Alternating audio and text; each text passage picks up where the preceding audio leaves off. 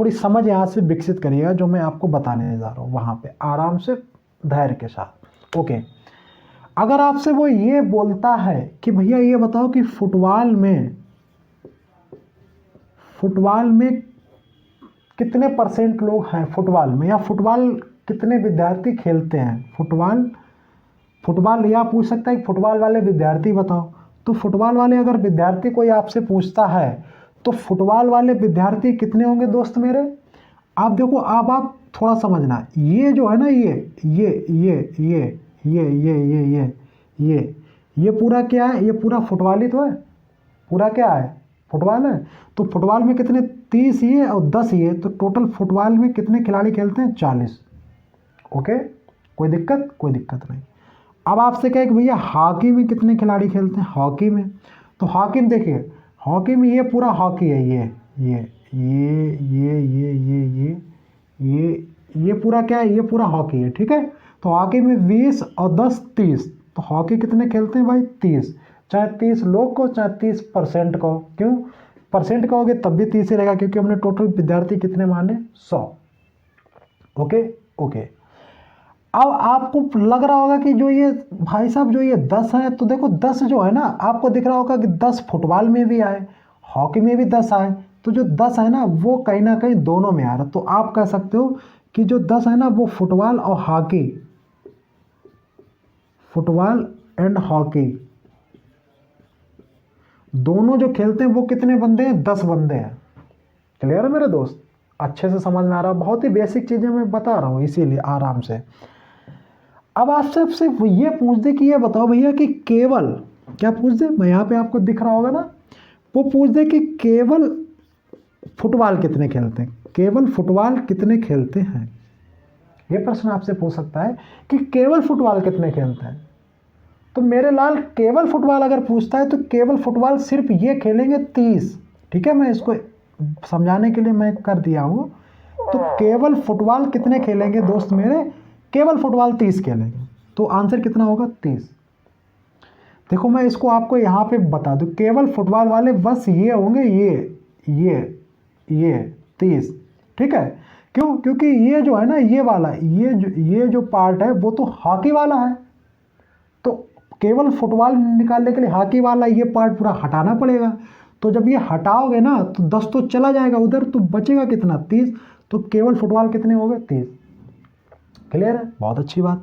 अब आपसे पूछे कि भैया केवल हॉकी वाले बताओ मेरे भैया, केवल हॉकी कितने खेलते हैं। तो आप कहोगे केवल हॉकी खेलते हैं 20, कितने खेलते हैं, 20। क्यों, क्योंकि जो भाई हॉकी पूरा खेलते हैं 20 और 10 30, लेकिन केवल हॉकी मतलब, केवल हॉकी का मतलब फुटबॉल वाले ना हो। तो जो फुटबॉल वाले ये है ना, ये इनको हटा दो, तो इनको हटा दोगे 10 चला जाएगा, तो केवल हॉकी वाले कितने बचेंगे, 20। या डायग्राम में कुछ इस तरीके से होंगे केवल हॉकी वाले कि ये जो होगा ना ये और ये ऐसे करके होगा, ये 20, क्योंकि इधर ही जो फुटबॉल वाले तो चले गए, ये हैं केवल आपके हॉकी वाले। चीज़ें समझ में आ रही चीज़ें, कोई दिक्कत नहीं यहाँ पे मेरे दोस्त, बहुत अच्छी बात। फुटबॉल और हॉकी वाले कितने हैं, 10, बहुत अच्छी बात। अब आपसे वो ये पूछ सकता है कि भैया ये बताओ ऐसे कितने खिलाड़ी हैं जो कि ना तो फुटबॉल खेलते हैं और ना ही हॉकी खेलते हैं, जो ना फुटबॉल खेलते हैं और ना हॉकी खेलते हैं। तो आपको समझ में आ रहा है कि दोस्त कितने बचे हैं, क्योंकि टोटल हमारे 100 है। अगर परसेंटेज में भी होता तब भी बात 30 10 40 40 20 60 अगर परसेंट, तो बचा कितना, 40%, तो 40। तो जो 40 लोग हैं वो ऐसे हैं जो ना फुटबॉल खेलते और ना ही क्या खेलते हैं, हॉकी। तो मैं यहाँ पे कर सकता हूँ कि फुटबॉल एंड हॉकी ना खेलने वाले, ठीक है, ना खेलने को मैं इकट्ठा कर सकता हूँ, ना खेलने वाले कितने हैं, 40। तो 40 लोग ऐसे हैं जिनको ना तो फुटबॉल में इंटरेस्ट है और ना ही हॉकी में इंटरेस्ट है। मेरी बात आपको समझ में आ रही, कितने लोग हैं, 40 लोग, बहुत अच्छी बात। तो ये इस तरीके से आपको धीरे धीरे आपको छोटी छोटी बातें आपको यहाँ पे क्लियर आपको हो रही होंगी, क्योंकि केवल फुटबॉल वाले कितने हैं, 30, केवल हॉकी वाले कितने हैं, 20, फुटबॉल एंड हॉकी वाले कितने हैं, 40। तो जैसे मैं इसको मान लूँ कि मान लो ये है मैथ वाले, क्या है, मैथ वाले, ये हैं साइंस वाले, साइंस वाले बंदे हैं, कुछ भी मान सकते हैं, सब्जेक्ट है जिसमें इनके उतने नंबर आएंगे, इस तरीके से जो समझना वो समझना मुख्य है। मैथ साइंस, इसको मान लो इंग्लिश, ये इंग्लिश वाले हैं। अब आपको ये तो अब समझाने की आपको ज़रूरत नहीं है कि भाई मैथ का पूरा पोर्शन कितना है, इतना है। ये पूरा किसका है, मैथ का है, ये पूरा साइंस का है, और ये पूरा किसका है, इंग्लिश का है। ओके, दर्शाएगा, बहुत अच्छी बात। अब मैं अपने मन से कुछ डिजिट मान लेता हूँ।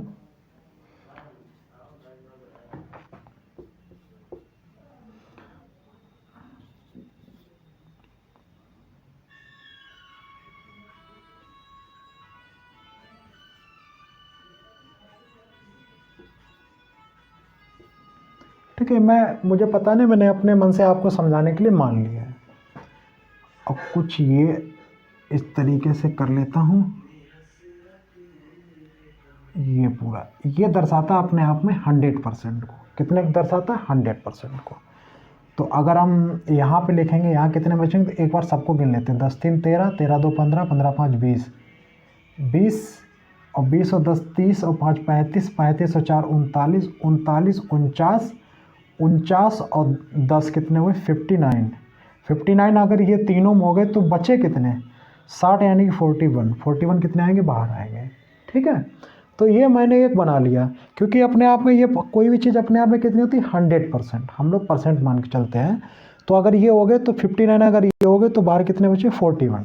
ओके, अब देखो यहाँ पे प्रश्न कितने बन सकते हैं, कितने प्रकार बन सकते हैं, उन प्रकारों पे आप गौर करना, वो काफ़ी महत्वपूर्ण है। ओके, तो देखिए भाई, तो सबसे पहले सिंपल क्वेश्चन आपसे पूछेगा कि देखो एम दर्शाएगा मैथ को, या साइंस को, ये इंग्लिश को। ठीक है, कोई दिक्कत नहीं। अब आप समझिए, कहेगा कि भैया मैथ में कितने % लोग पास हुए हैं, या चलो मैं इसका पास ही कर लूँ कि ये सारे पास वाले विद्यार्थी हैं। ठीक है, मैथ में ये पास वालों को दर्शा रहा, ये साइंस में पास वाले के विद्यार्थियों को दर्शा रहा, ये इंग्लिश में पास वाले विद्यार्थियों को दर्शा रहा है कि मैथ में पास हुए, साइंस में पास हुए, इंग्लिश में पास हुए, फिर दोनों में पास हुए, फिर तीनों में पास हुए, वो सारी चीज़ें चलेंगी। ओके, बहुत अच्छी बात।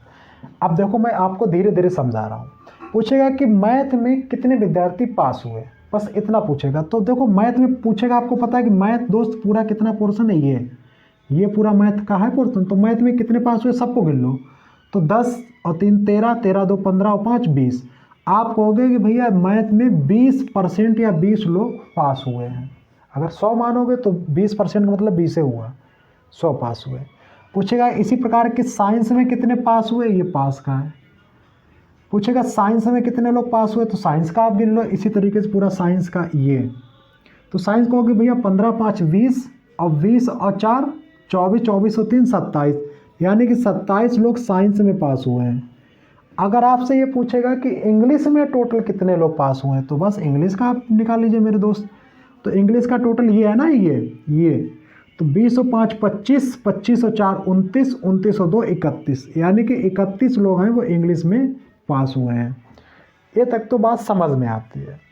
अब आपसे ये पूछे, जो मैं अभी आपको यहाँ पे बताया हूँ, आपसे ये पूछे कि भैया मैथ और साइंस में कितने लोग पास हुए हैं, तो आपको दोस्त पता है कि भैया मैथ का तो ये पोर्शन है और साइंस का ये पोर्शन है।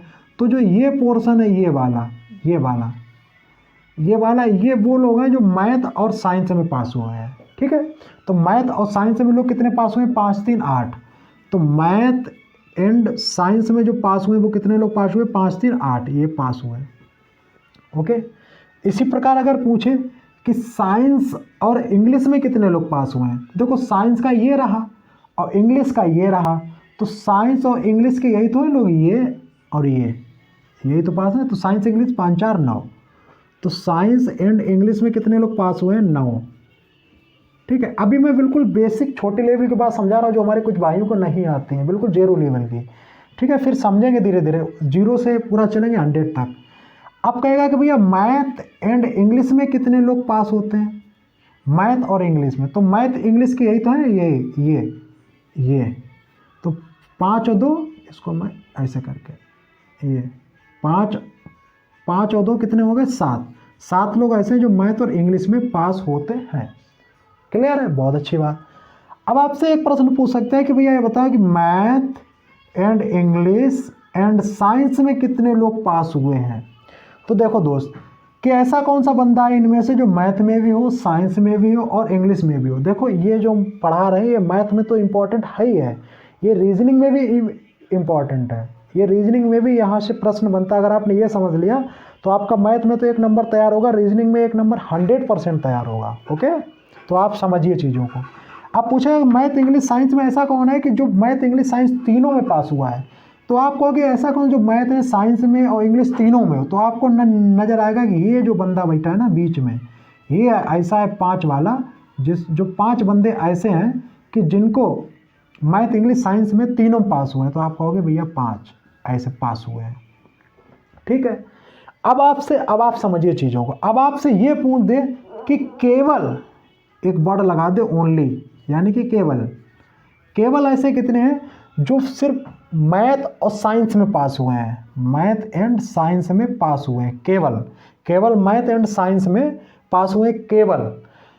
तो आप केवल वर्ड आ गया तो आप ध्यान दो मैथ और साइंस में केवल कितने हैं। तो देखो ये अगर मैथ साइंस का लेना है मतलब इंग्लिश का नहीं लेना है, तो इंग्लिश के यही तो है ये, तो ये वाले इंग्लिश के आपको नहीं लेने हैं मेरे लाल, ये वाले नहीं लेने, यानी कि इनको कट करके नीचे हटा दो, नहीं लेने। तो आप कहोगे मैं तो साइंस में बचे कितने, यही तो बचा ये वाला, ये 3।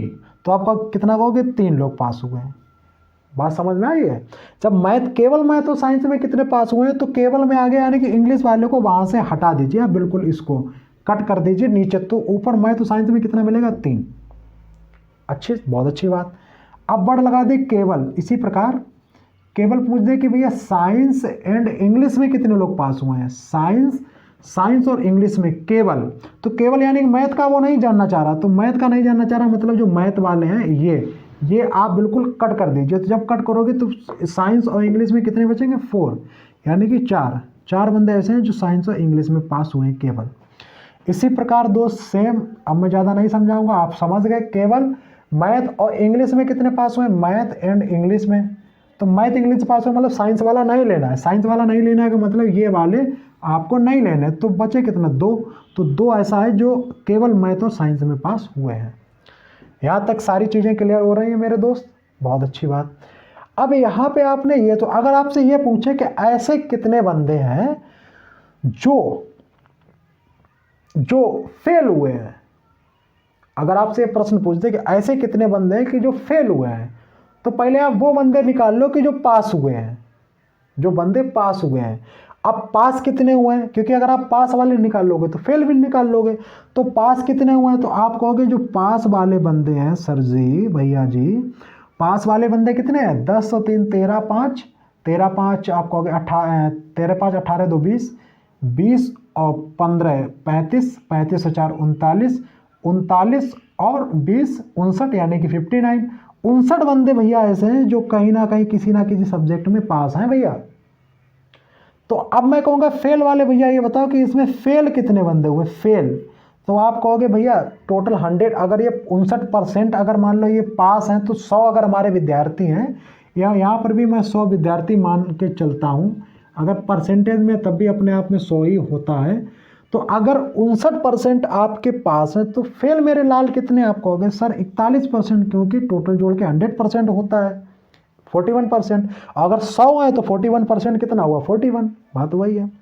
तो फेल हमारे कितने हैं, अगर 100 विद्यार्थी हैं तो फेल कितने होंगे 41%, 100 का कितना हुआ 41, तो 41 विद्यार्थी हैं जो फेल हैं। ठीक है, तो आप मेरी बात समझ गए होंगे दोस्त। बहुत सारे आपके कन्फ्यूज़न, देखो इतनी सारी चीज़ें मैंने वैल्यूज़ आपको इसमें बताई हैं, बहुत सारी चीज़ें आपको समझ में आई होगी। अभी और आप चीज़ों को समझिए। अभी एक चीज़ मैं आपको और बताऊं, हाँ अभी इसमें एक चीज़ और आपको मैं बताऊं, मैं इसको थोड़ा सा रफ कर दूँ ऊपर से, ऊपर आप समझ गए, आप नोट कर लीजिए, मैं ऊपर रफ करके यहाँ पे आपको एक चीज़ और बताता हूँ। इनके अतिरिक्त इसी डायग्राम में जो मुझे दिख रही हैं, ठीक है, मैं इसको रफ कर देता हूँ। देखो इतनी वैल्यूज निकालने के बाद भी इसमें अभी कुछ रह रहा है जो मुझे अभी दिखाई दिया, वो भी मैं आपको समझा दूँ। केवल वही बच भी रहा है, उसके अतिरिक्त फिर कुछ नहीं बचेगा इसमें। ठीक है, मैं इसको रफ कर देता हूँ पूरा। अब आप समझिए, बस एक चीज़ बाकी, अगर वो ये पूछे कि केवल मैथ में कितने विद्यार्थी पास हुए, केवल मैथ में, तो अगर वो कह दे कि ओनली मैथ में how many students are passed on only maths, only math, तो ओनली मैथ में कितने पास हुए हैं दोस्त, तो आप कहोगे कि भैया कैसे पास नहीं, कितने पास, तो आए केवल मैथ में पास हुए हैं दोस्त, केवल मैथ में।